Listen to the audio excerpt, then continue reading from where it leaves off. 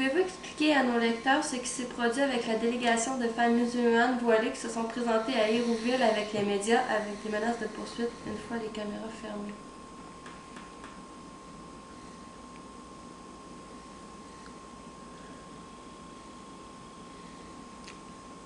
Quatre ans plus tard, pas loin, je m'en vais. C'est la première fois que la question m'est posée, à laquelle je vais répondre. Vous savez, lorsque ce groupe-là est venu, le groupe avait un objectif. Je l'ai appris, moi, 24 heures avant, mais le groupe ne savait pas que je connaissais leur objectif. N'oubliez pas que c'était 48 heures après que le Canadian Islamic Council voulait me poursuivre en justice. 48 heures après que le groupe CAN voulait me poursuivre en justice. Et aussi 48 heures après que le Canadian Jewish Congress avait menacé de me poursuivre en justice. Donc, des religions qui voulaient me poursuivre. Alors, la réunion, une bonne réunion, beaucoup de plaisir. Je ne sais pas combien de postes de radio, de télévision de différents pays étaient ici à Hérouville. Il y avait plus de reporters à Hérouville ce jour-là qu'il y avait de monde qui résidait à Hérouville.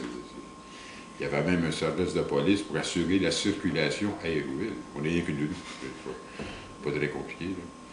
Alors, ceci étant dit, oui, la réunion a eu lieu. Selon en grande partie, c'est mon épouse qui avait organisé tout ça. Là. Moi, j'étais toujours pris à la radio et à la télévision ailleurs. Mais l'objectif de ce groupe-là, il m'a été dévoilé à peu près 24 heures avant, là, parce qu'il y avait des gens qui m'informaient. L'objectif a été dévoilé à huis clos, lorsque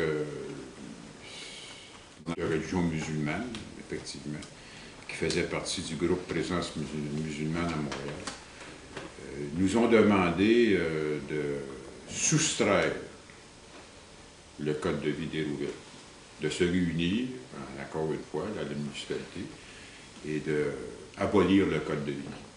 C'est aussi simple que ça. Et surtout en nous parlant assez même très ouvertement, de dire, vous savez, puis là je répète la phrase du mieux que je peux, pas mal certain que les mots sont pas mal les bons. Vous savez, M. Drouin, il y a des poursuites qui vous pendent au-dessus de la tête. Alors, on pourrait oublier les poursuites si vous décidez d'enlever le code de vie d'Hérouville. Alors, ma réponse a été assez nette, assez claire. Je n'ai pas l'habitude de tourner en rond tellement, dans ma vie privée en particulier. J'ai dit, mesdames, vous me demandez de nier mon existence. Alors, je ne retirerai pas le code de vie d'Hérouville. Si vous comprenez le code de vie d'Hérouville, qui est une description, hein, il y a beaucoup de gens qui disent qu'elle est maladroite, ça ne me dérange pas. C'est une description de ce que nous sommes, du moins des grandes lignes, nos lois, nos coutumes, l'égalité homme-femme, et que j'aurais accepté d'enlever, d'une façon ou d'une autre, par une nouvelle résolution municipale, d'enlever le code de vie, bien, je viens de nier mon existence. Alors, je leur ai dit jamais.